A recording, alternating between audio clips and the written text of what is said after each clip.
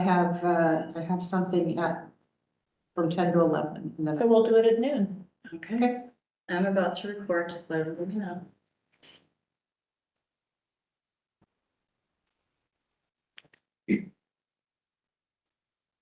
All right.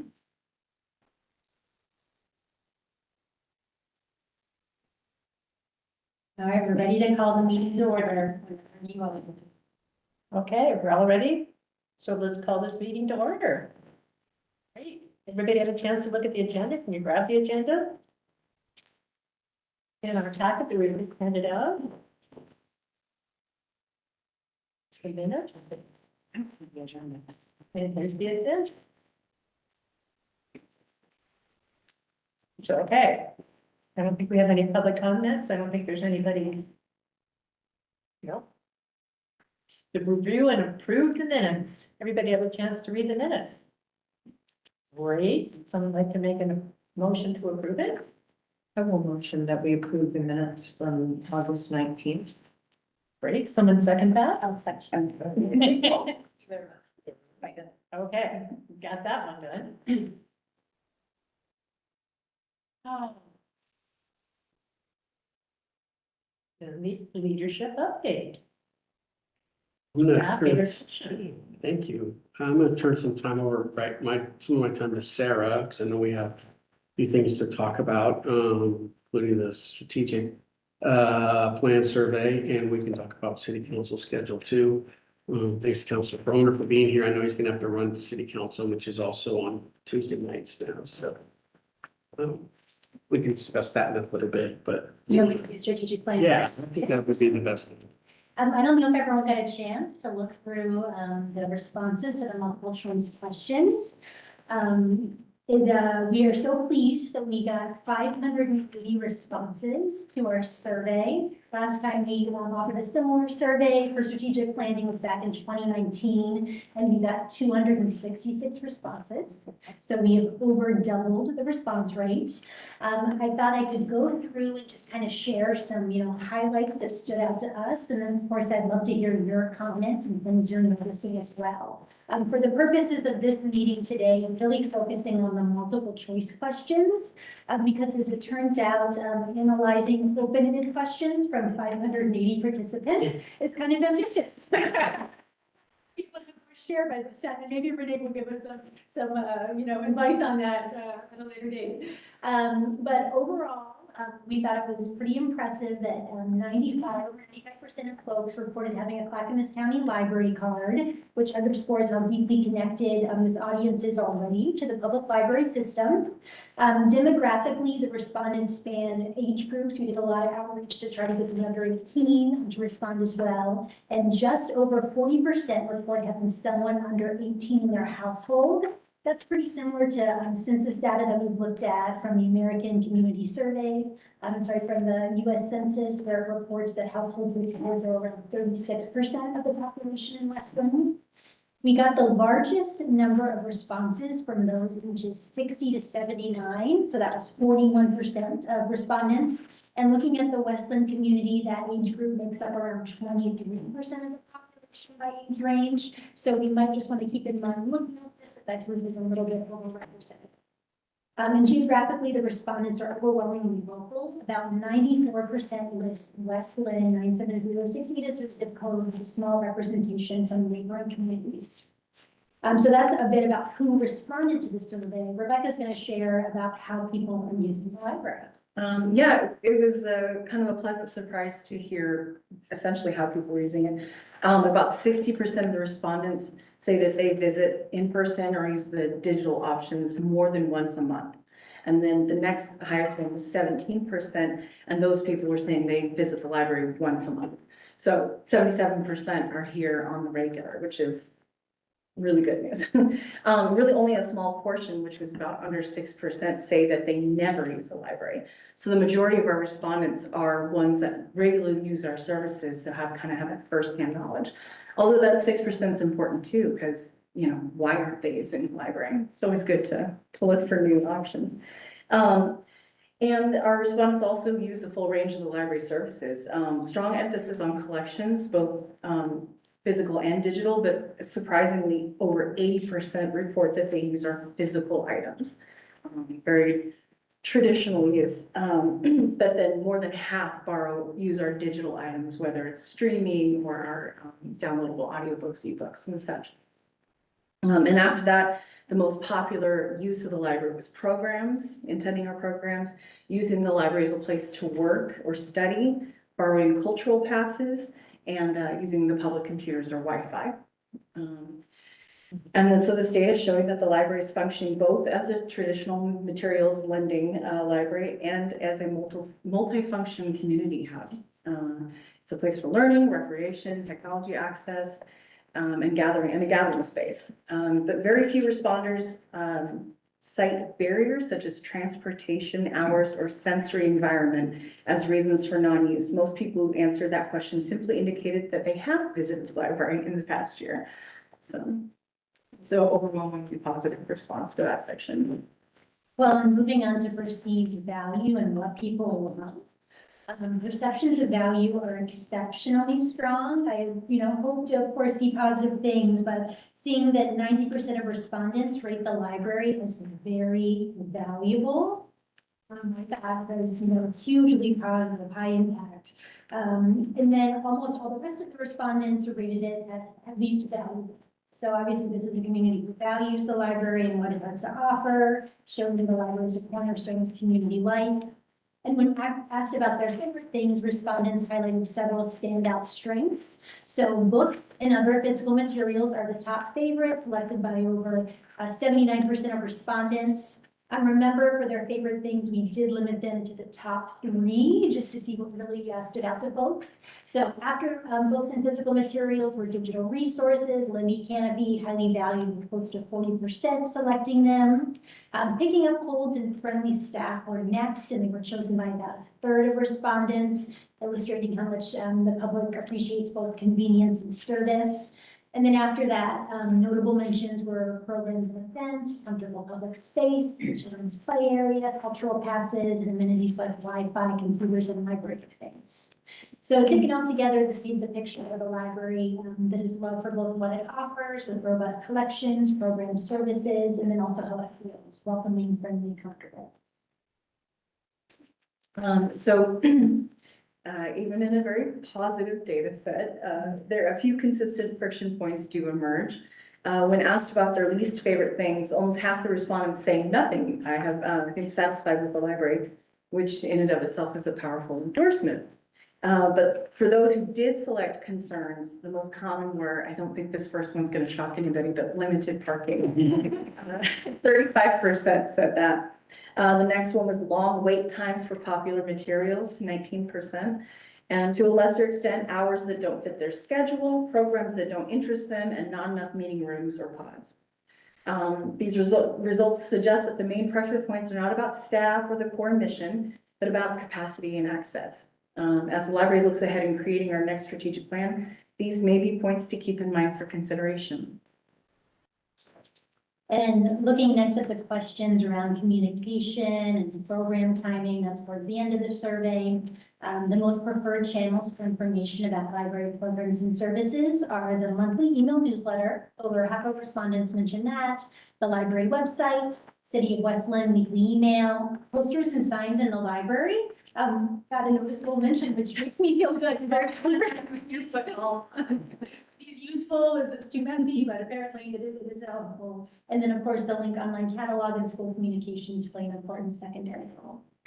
Social media, Facebook, Instagram, part of the mix, but sits behind email, website, and library signage. And these insights, are letting us know how we can reach our regular users, but unfortunately, they're not providing an understanding of how to reach those who aren't already using the library. So just something to keep in mind.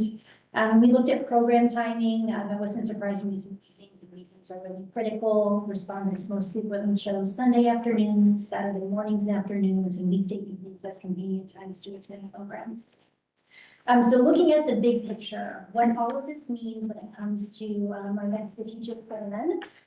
So there's several themes that came out looking at all of this data. And firstly, it's that the library is deeply valued. high car ownership, frequent use, and very strong, very valuable ratings show a community that's already heavily invested in its library and sees it as an essential civic infrastructure. The responses reflect a community that is heavily engaged with library services and deeply invested in the future of the library. Another theme that stood out, collections and staff are core strengths. Physical and digital collections, along with helpful friendly staff, are the heart of what people love, and investments that protect and grow these areas will resonate strongly. The next theme, space and access, are emerging pressure points. So parking limitations, votes for popular materials, demand for meeting rooms and pods point towards capacity challenges rather than dissatisfaction with our services. And then this last one really hit me strongly as I read through the entire survey, including the open-ended questions. So our communication is mostly working, but awareness gaps remain. There were a lot of folks who suggested that we offer services that we in fact do offer. I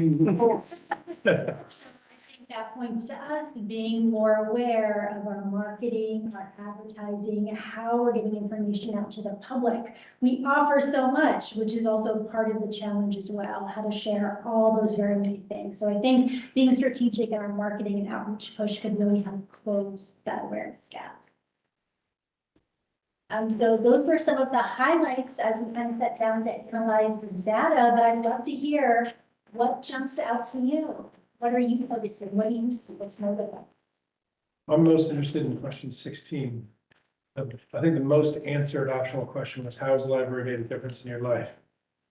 I'd be really interested to see what that stuff says. I think that's just barely the most answered question beyond what language is your favorite.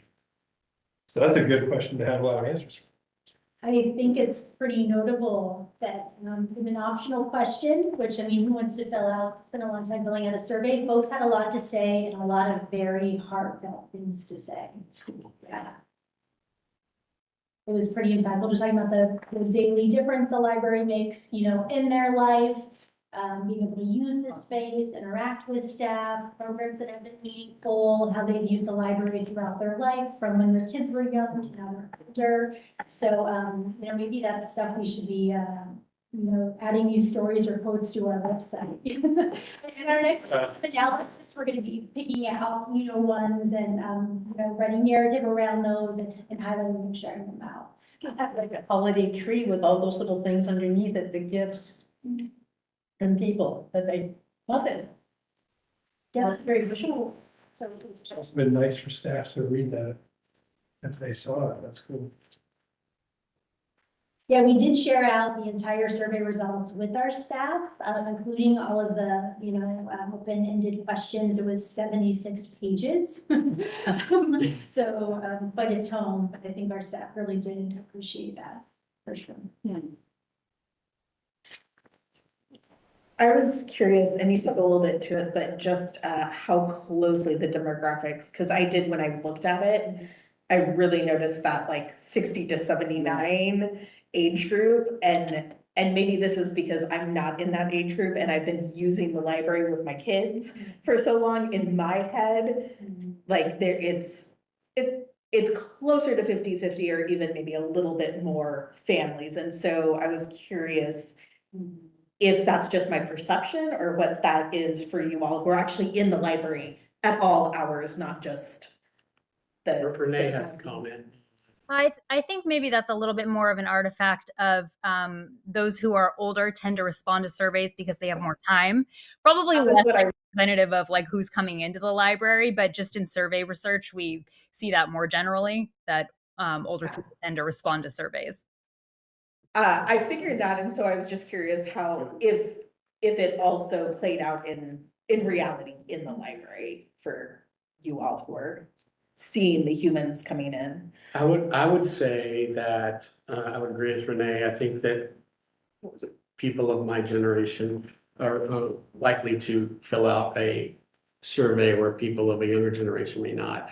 But I think my eyes tell me that we have changed as to who we serve in different parts of the day. Before COVID, we saw a lot more people who were, let's say, in the retirement age or older generational folks, baby boomers, which I'm one of, I'm very proud of, but, I think what we've seen since COVID is we see a lot more kids, coming from schools, after school. We see a lot of teenagers, so a lot from the high school.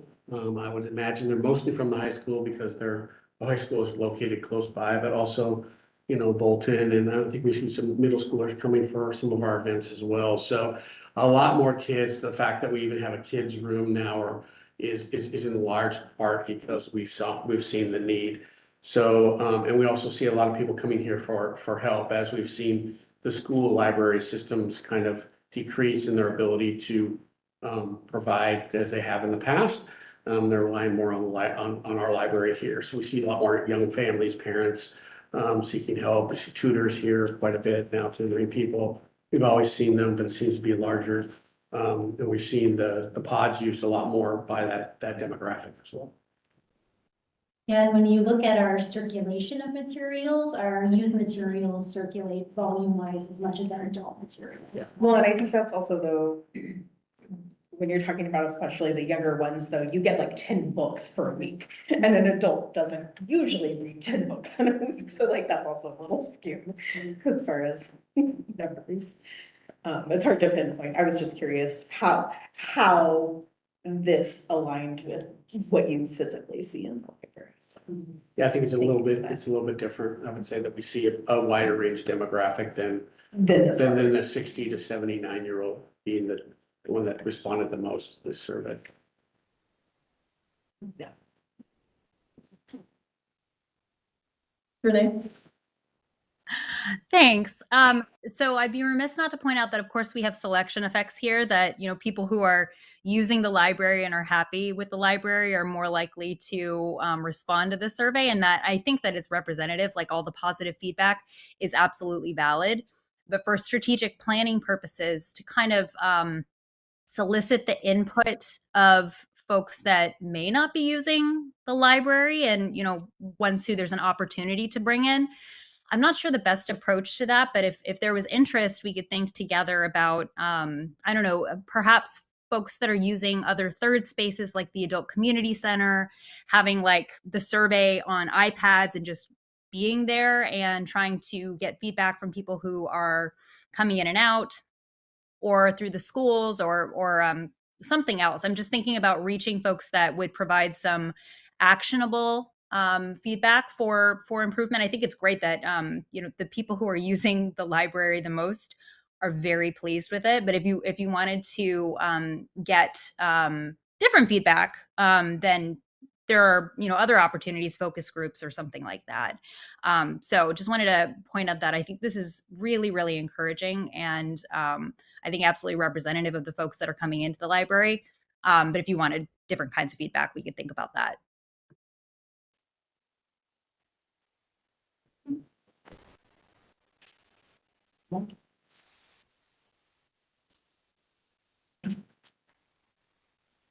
I think that's a really good point. I think it's, we could definitely use some idea, some thoughts, some writing prompts to figure out what might be the next best step in that area.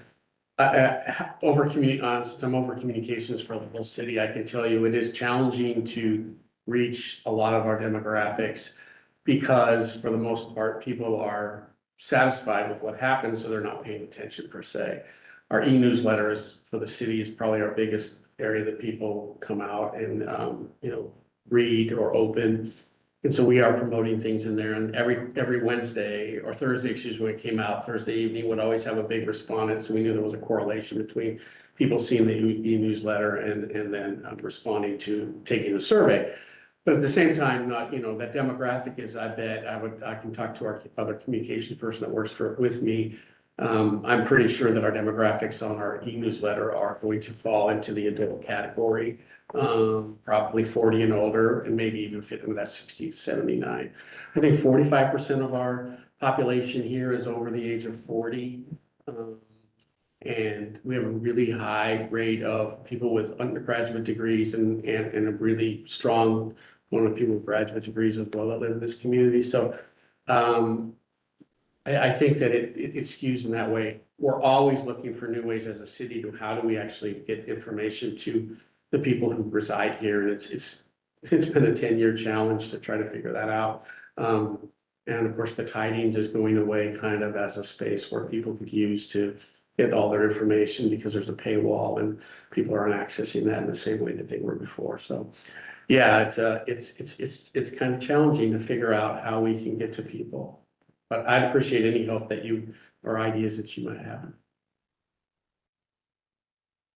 It's a challenge in general for all survey research. So I don't know if that's of interest because this feedback, there is actionable feedback for, small improvements that could be made.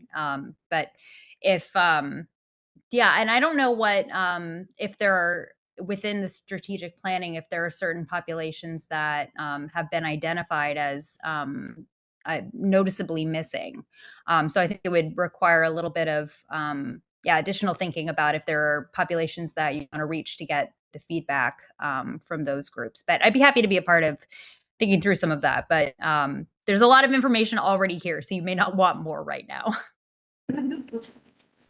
Thank you, Renee. Yeah, I think those are really good points. We did make an effort to reach non-users. We did table multiple times at the Adult Community Center and the food pantry and the farmers market and sent these out through school newsletters. But as you said, the self-selection effect or something to that, I think just guided maybe who was motivated to respond. Well, and our teen librarian, Katrin, offered a raffle for teens to fill out this survey. And I think she got for teens especially, a decent response, which were 41 teen comments, yeah. So, so there That's was great. some more that we might not have had.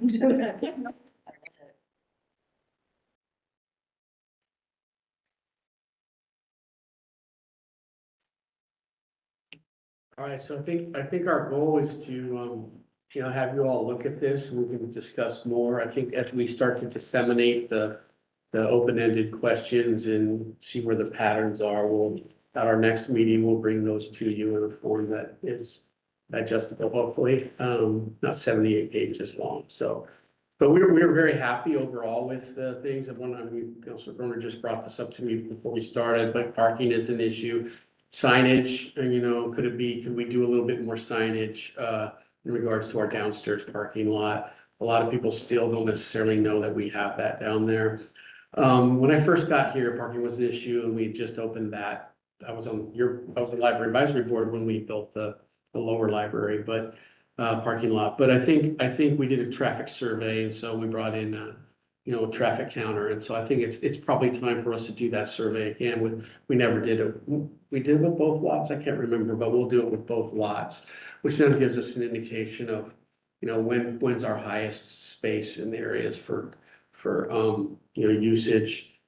This is a kind of an awkward lot, people are pulling out or backing in at the same time. There's always a lot of near misses and there's kids. So it's just challenging. I do know that when people say, well, why don't we get out those little outcroppings that happen in that parking lot? That was all based upon what the code was and still is, I believe, in relation to your natural habitat versus the concrete. So it's a relational and a record. So we can't really, as far as I know, take those out and create parking spots. Those have to be as part of the agreements that we have when you build a parking lot. The downstairs one, the one that's down on the lower one, if you'll all remember, some of you might remember, that was a acquisition from a neighbor across the street, and it includes that gully, but most of it was of that property, which we own quite a bit of, is in a watershed. So we couldn't develop it as to parking. And so when we built that parking lot, I remember one person saying, that's the most expensive parking lot built on the West Coast this year. So based upon the amount it took to build it and the amount of spaces we got out of it. So unfortunately, I know from that, we won't be able to expand in that space. So getting more parking is always challenging. So I remember one old counselor once saying, as soon as we get self-driving cars, the library can have 4 or 5 and they just send them out to pick up the people and bring them in. Well, that day is probably closer to happening now than when that person said it 10 years ago. But, I don't know that we're going to be able to increase parking in any way. So how do we build accessibility to the library when that's probably not necessarily a cost-effective option right now. So one is working with our neighbors about parking, having our staff park away from here. There's also becomes a safety issue at night, because as you know, our staff does work here in the evenings and want to make sure that they get safely to their vehicles, as well as our patrons. So, there's some challenges ahead, but I think we can get some more, data, especially if we do another parking survey. It's not a parking survey, a data analysis of how many people are coming in when they're coming to park in our library. Has the relationship with Gramer changed? So, yeah, we talked about Graham. So Barry, I did have a meeting with him years ago, and his comment to me was, I'm not gonna take down the sign, but I'm not gonna tow your library patrons. So it's kind of don't ask, don't tell situation. The challenge now, though, is that Sunstrom built their counseling. That seems to be the bigger parking issue. They got all of the bottom parking below. And then the parking above is mostly for their patrons and or their customers and patients. And so I know a lot of the other businesses in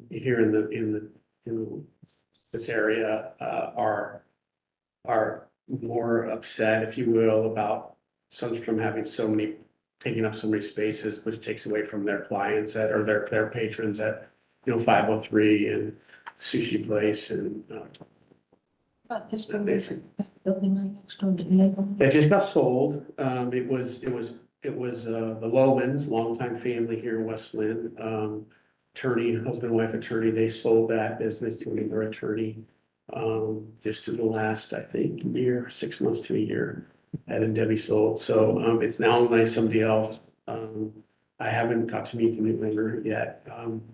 But I know they're looking that's a pretty small parking spot, and I know their goal is to be able to provide for the tenants inside that house, if you want to call it that business, which just wants a home. I do think we have some opportunity with the new law firm that's just right across the street off the hood here. I know the original idea for the developers that originally put the plans forward where they were going to give us some library parking for staff.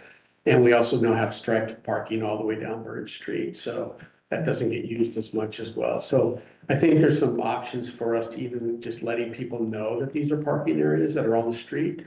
Also potentially moving our staff, if I can safely, to a place where they can park that would be, have the lighting and visibility. So in the evenings when they were leaving to go to their vehicles, it could say. So that more to come on that.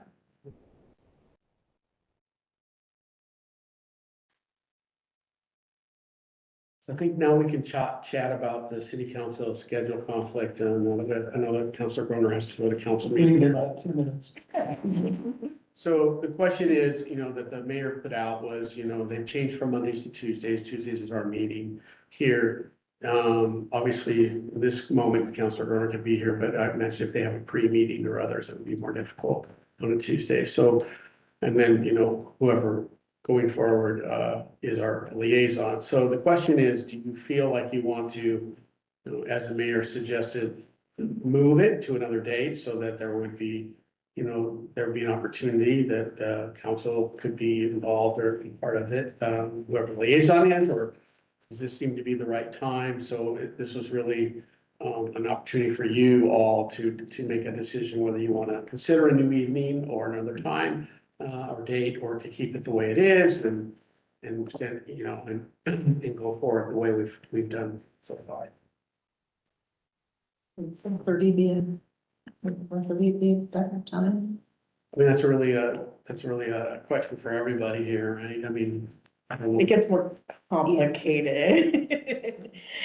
It's doable when it's once a quarter. I think the first question is, do we want to move it? I personally see value in continuing to have that council liaison here. So I would say, I would propose that we do find another time so that we can continue to have that relationship. But I think that's really the first question, right? Do we want to try and find another time? Then what is that time is a second question.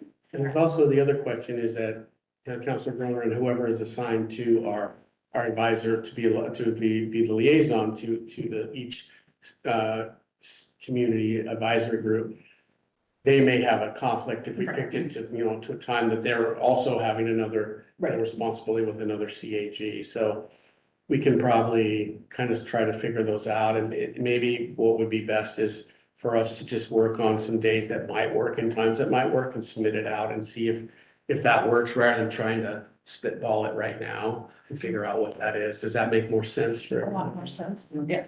Okay, so I'll have Mel and I work on putting together a survey to what days might work for everybody.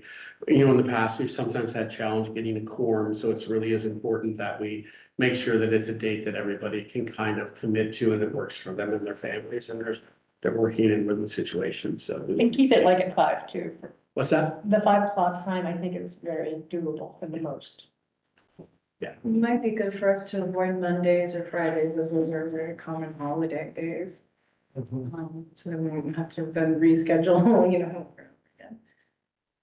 All right, we'll submit some times to you via email and get back to you with a survey. Let's see what it is, and then our next meeting we can talk about it. And let us know what the options are too. Yeah, we're gonna let you all know. Yeah, everyone will get it, including you, Councilor Roberts. So I do have to go. Yeah, luck your council. Thank you. Okay. Thanks for taking the time here.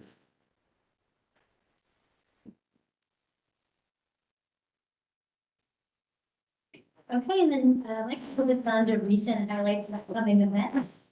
I don't know if you follow us on social media or otherwise, you might have seen that our Trillium Room is no longer. The last day of use was last week, the 13th, and that's because we're transforming that into a makerspace. We could not be more excited. We're doing it with the support of the foundation, with the Holly Grace Jones Endowment. We'll be able to put equipment that we already have and are already utilizing, but are in a place where the public is able to access it. So the whole idea is that we'll have a permanent makerspace that the public will be able to access on select dates and times with staff assistance and oversight. So yeah, we're very thrilled. It's been an idea we've had for a really long time. And thanks to the pods, where we've been able to offer those as a meeting space, and now the demand for the Trillium Room is less. We still have kind of a long-term plan where we would like to add a larger size pod that can accommodate up to 6 folks in our media room. It would involve kind of changing around some shelving. Those 6-person pods are quite expensive, can be $20,000 to $30,000. So we're keeping our eye out for one that is used as we've done with our other ones, and cost-effective pricing there. But yeah, we're really thrilled that just with having the pods available now as an option, we're able to repurpose this space. We've looked into trying to, build walls in different nooks to have the maker space, and that was just cost prohibitive, incredibly expensive. So we'll keep you all posted. As of now, we're saying it's opening in 2026, but we hope to have more details for you to share as we dial it in. So A big build out. So what's happening this week, in fact, is HVAC being installed, the Glowforge. You really need to vent that to the exterior. We're wanting to be really sensitive to the fact that now that the makerspace is close to publicly accessible areas, that we don't want any smells to come out, 3D printing as well. So basically that's kind of the largest work, HVAC and the electrical. We're moving around some outlets too, so we can have all these different machines plugged in, nothing's gonna turn off. And then we'll be working on furniture as well, and setting everything up and having a proper safety equipment. And then I also want to share, if you haven't seen it yet, our puzzle swap is happening this Saturday at 10. You can drop off a puzzle anytime that we're open this week to get a voucher to come in on Saturday and choose a new puzzle. In the past, we've had 100, 200 plus people come and take advantage of it. It's one of our most popular, I would say, programs, and we tend to offer it right before holidays when folks might be looking for stuff to do. So yeah, I encourage you to take advantage if you're interested. Should be lots of fun. The way the space is set up is just so amazing. It feels like you're walking into a puzzle store. I mean, there's like, 300 plus puzzles on display, and they go pretty fast. And then I also wanted to mention, just because it was so popular last year, we've scheduled another Bluey Play Day, an event, for families with young children. And that's going to be on Sunday, January 25th at 10:30 a.m. Last year we had close to 400 people come up. Is that right? Both Doug and I were there. We both brought our own kids. But it all went very smoothly. We had so many volunteers to help. We had stations in this room and downstairs, the library, so we're really excited. It was obviously something that struck a chord with folks, so we're excited to be able to offer that. Do you, for volunteers for events like that, do you already have a pool or where does that come from? And then I'm like thinking about the scouts, like, is that appropriate for teenagers to come and help with? And kind of just keeping my eye out for places where, in particular, scouts can volunteer, but. I love that you're asking. Yeah, so typically we pull from our already established volunteers. We have, oh my gosh, at least 60 volunteers.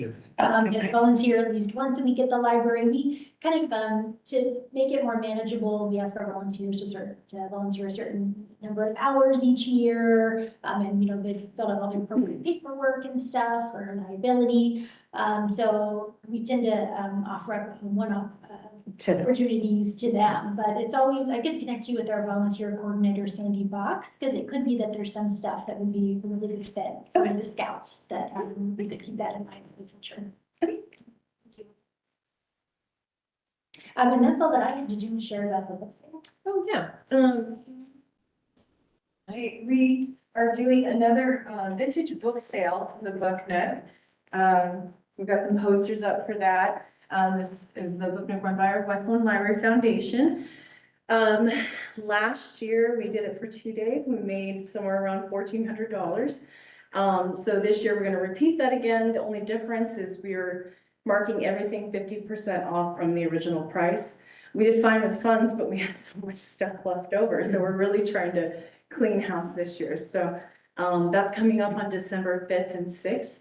And we've got some really cool books. Not everything is like extremely valuable, but just, so there's a lot of really special, unique stuff that we think people will get excited about. So that will be in this room here.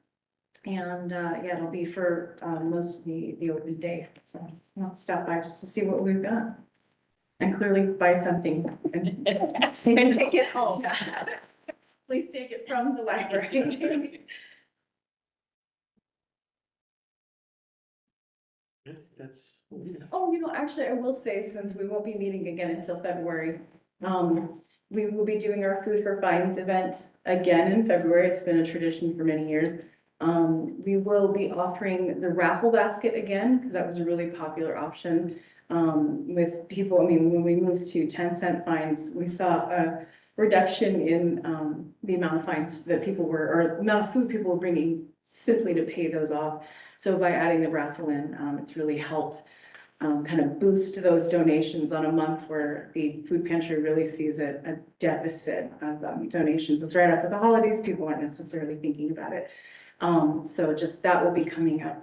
So get your cans ready. You've got some good ideas. Yeah. Doug, did you mention before? We're going fine free. Yeah, okay. So we are going fine free, so fine free, Food for Fines will not really be called Food for Fines in February, but we do want to continue. I know with the city manager and myself, one of our big pushes for 2026 is food insecurities in our community. And we're going to be working a lot around that. So just keeping it out there. We are seeing on the other side of the job I have, we're seeing a lot more people that are reaching out for food and other things. So we want to make sure that our food pantry, which is one we support here and that supports our people here, everybody in West Lynn, is making sure they have they're stocked and they're ready to go to help especially as we see the increase. We met with them again today. So Because I didn't realize that we're gonna have to change the name. we're gonna have to change the name. Maybe Food for Friends? Yeah, like- Friends, yeah. I'm thinking also in a bigger PSA announcement around February is Valentine's Day, sharing the love. So around that concept of food. So yeah, we're definitely focusing in on that as a city. If you guys think of anything clever, please. Yeah, but yeah, thanks for bringing up, but yeah, there won't be fines after January. Yeah. Just don't damage your book or lose it. So we can.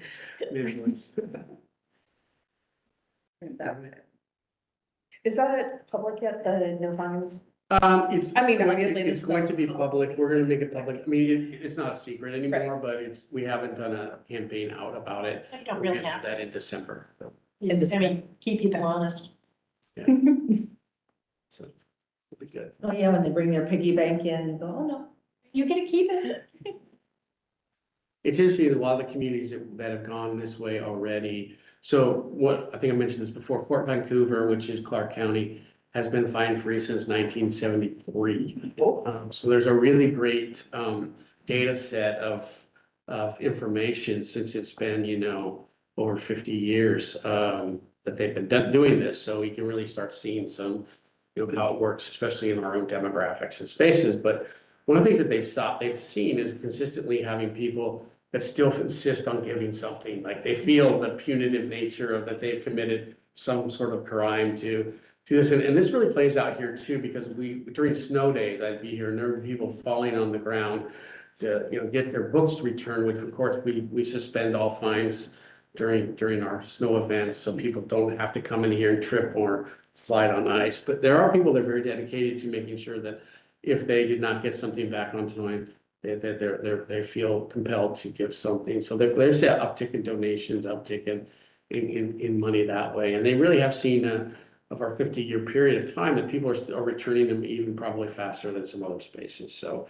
at the end of the day, we're all about getting materials into everyone's hands. So the sooner it can come back, the better it can back. We're not interested in being punitive or being, this is, the consequences of what you've done kind of place. We just want people to be able to share this community library and have the materials coming back in and really be an equity issue and make sure that our most underrepresented people are taken care of too. Because we do know it can become a barrier for people to use a library when they feel that they can't use it because they have fines for just, books that have been returned but weren't returned on time. So we're hopefully be working through some of those things and everyone will still be able to get their materials in a fast manner. So, excited for the opportunity to try it out.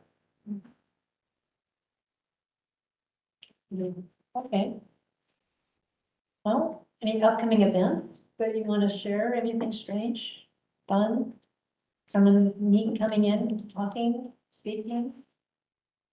Let's see here, I had done the puzzle swap and then the movie day, I could certainly pull up our calendar. Well, I have the agenda, so I'm just. Tell me about this new puppy at the library that I must bring my children to see. Oh, 9-week-old puppy is adorable, adorable, but this is coming up, the books, this is a neat thing to share, because we just had the foundation meeting. Yeah, And this is a really neat thing to, Yeah. hot off the presses, I yeah. mean, just like really. Very much share that. Sure, so thanks to our wonderful foundation who already supports the library's speaker consortium. I was trying to see if I had extra of these handouts to share with you. I can pass this one. Yeah, that'd be great. We offer, really amazing author, high profile, very popular 3-book talks every month. And we're gonna be adding on an option for kids, tween, and teen authors as well to be added into the mix. Previously, we've been able to offer those over the summer. They do that during like summer reading. And if you look at the statistics, you'll see that, after the fact, you can be watching them live and we usually get a handful with that. But the majority of our views are after the fact and have like 500 unique folks signing in to watch it. And so we're excited about expanding this because we certainly think our families, with kids will enjoy it, but we also really think that in schools, it would be a huge benefit to offer to teachers, especially since librarians are so strapped right now. Primary school has 3 schools throughout Westland and Wilsonville. And middle school doesn't have it. No librarians, high schools, are also often teaching. So everybody's really spread thin. So we think this will fit in super well because you can watch them at any point. Was there a question about it? We're just seeing if we. I just wanted to share it with Rebecca Cameron, David Renee. I'm sure the document. Yeah. Well, yeah, we'll email it out to everybody, to you, Renee, and others, so that you have it. We'll include with notes. Yeah. Great, good idea. So yeah, it'll cost an additional $1,200 a month, but we think this is gonna be a A resource. year. Sorry. $1,200 a year. Foundation is very generous. But But again, we think it's gonna be a resource that's really well utilized and something that we can offer to schools when we know they're really struggling in that space and trying to find ways to get students excited about books and reading, but again, there's a lot of challenges with. So I've never attended one. Is it? It's online, right? And they're recorded so they can watch them later, but is the initial just for our population? Or is it the author is actually doing it to multiple libraries or spaces Yeah, at the same? they're doing it for the people that subscribe, the libraries that subscribe to it, but you have an opportunity, when you know in advance, you can also, we can also tailor it more to our audience if we wanted to by signage and other things that we can do on their site, but you can also submit questions that could be asked, answered by the author in real time. Before that, when there's opportunity for submissions there. So it makes it a little more personal if you choose that you want to. You can't necessarily do that after the fact, but certainly you can do it beforehand. And as you see, Renee can't see it, but the responses that we've had are, Drawing Your World, Raoul III, we had 606 people watch that after the fact. Discovering the Truth of Marie Lu was 548. And what will be nice is that it will break it down each month. So it'll be kids, middle grade, then teen YA, and it'll repeat after that. So it will be covering all of our age groups that are considering our youth or our children. So I think that's really great, and we really saw this with an eye to helping our teachers. We talked a lot about this at the foundation earlier meeting, but the schools are really struggling right now. We're seeing that we're seeing the push to our library for both for resources and expertise, and just trying to figure out how to, especially from our educators.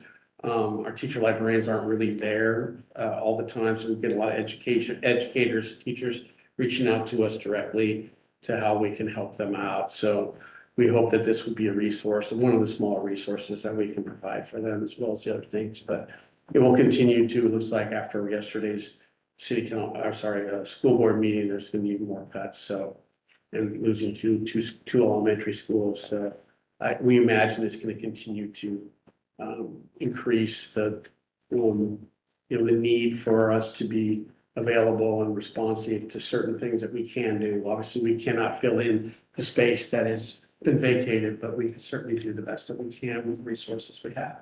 Yeah. It's a fantastic thing. Thank you for Yeah, sharing with us. Okay. Oh, and also the other thing in the foundation meeting, they're thinking about sponsoring, helping fund a bookmobile for the library that will go to the schools and help the schools with this deficit that Doug was just talking about. So that's in the works, just starting now. Something that they'll be working to get monies to reach out the libraries to the schools. So we're seeing a lot of requests for, class sets, but also for information literacy and, teaching basic things that would have happened with the librarians when they were available and had time. But since there's 3 librarians per school, elementary, none at the middle school is mentioned in each of the high school. They're not, a lot of instructional assistants or aides are working in the libraries and doing a great job, but don't necessarily have the time or the expertise to do some of the things the librarians had done professionally. So that just falls away, and we're finding we're bringing more and more materials and more demand. So really our unique situation with our school district that we have both with Wilsonville and West Linn, I see it as a potential for us to be able to bring the library in certain ways to them, not necessarily in a traditional sense. A lot of places use bookmobiles just to advertise and or to have a circulating collection that doesn't necessarily circulate. So people walk in, they see, they like the nice thing, walk away. But when you have a targeted program that comes out of it, you have a targeted space that you're using to do something, especially programmatically, and then also the right kind of library resources to support that program, that's where you see it really getting used effectively. Because they're not willing to, because of time constraints and everything, to bring the kids here.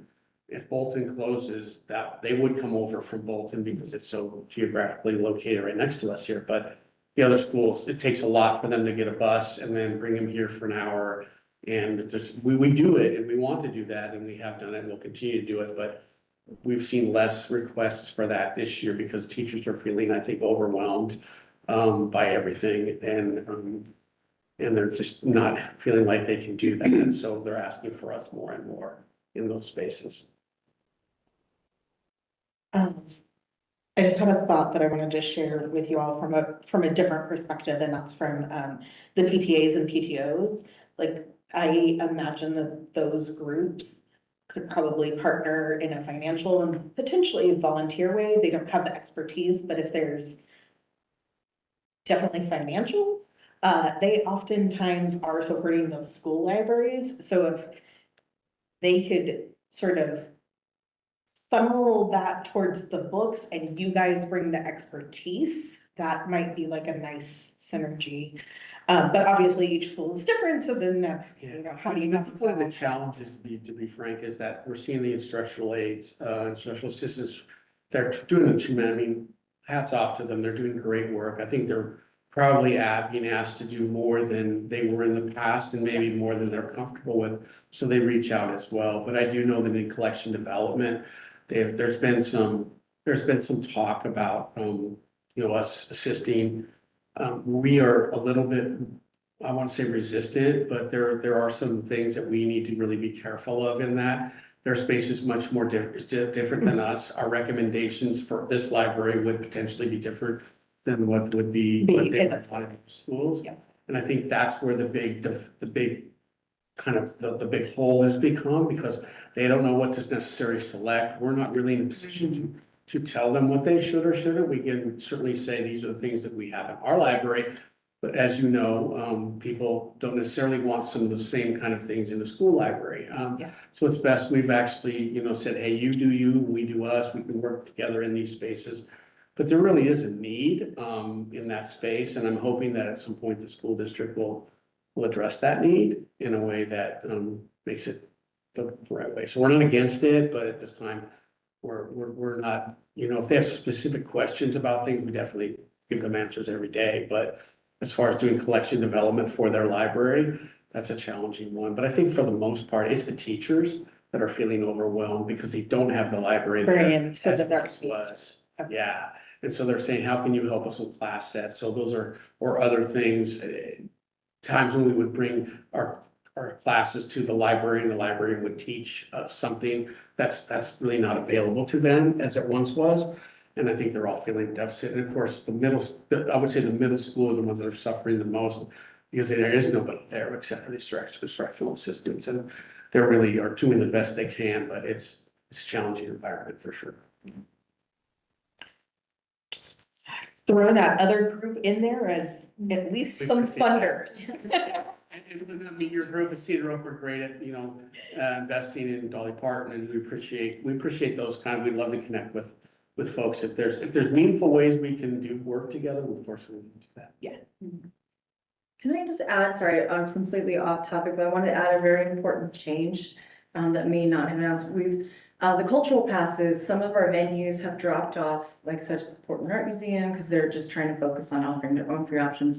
But something that very new has happened is we have a live performances kind of hub. Portland Center Stage, Friends of Chamber Music, Artist Repertory Theater, the opera we've had for a little bit, and then Oregon Koto Kai are now offering limited edition tickets throughout the year. But there's also, for example, like Portland Opera was offering tickets to La Boheme. Those are taken, but they do have a special 20% off code for Link library card holders. So just to let you know that live performances hub, it's always at the kind of the top of the offerings. But we have some more options for some downtown Portland venues. And they'll let you know when the tickets are going to be released, so you can kind of be ready at your computer for them. But this is kind of a big coup considering, I mean, places like Portland Center Stage, those tickets can be pricey. So this is a great opportunity for our citizens to get a chance to visit those at a much reduced price at the very least. So just to let you know about that.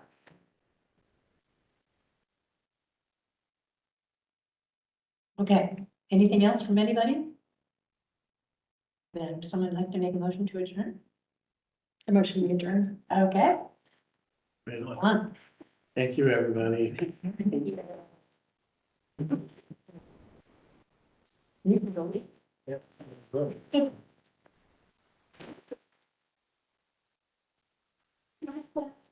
Nice to meet you. And When is second grade? which link to go? Are you guys to drive with Melvins? I think ready for it. Thanks for facilitating the virtual access. Good to see you, Renee. Yeah. Yeah.